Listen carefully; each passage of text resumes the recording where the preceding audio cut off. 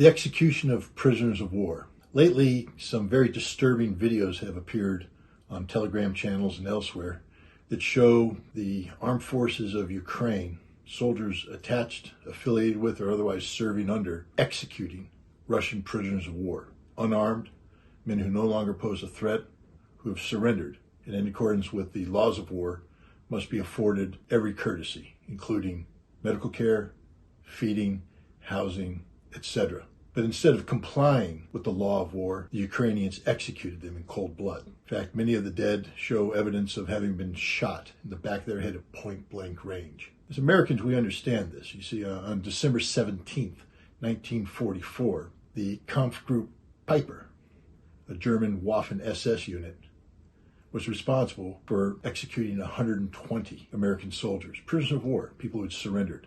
They lined them up in a field and they shot them. Some escaped, but the majority of them died. Now, the Nazis who perpetrated these crimes were captured and later put on trial, found guilty of war crimes. What's going to happen to the Ukrainians? Who's going to hold them accountable?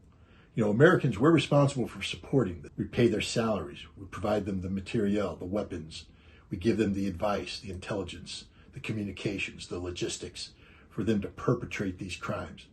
Yet we remain silent. Let me say something else about Malmedy.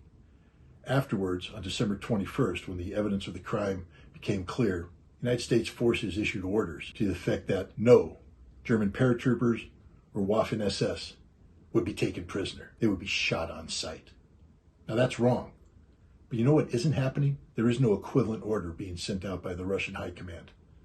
Russian soldiers are still told to take the Ukrainian prisoners alive, treat them well, and ensure they get the care necessary before being processed back for long-term detention. It's because the Russians care about the law of war. We know the Ukrainians don't, but maybe as Americans it's time we did. This is my 2-minute topic. Remember, knowledge is power.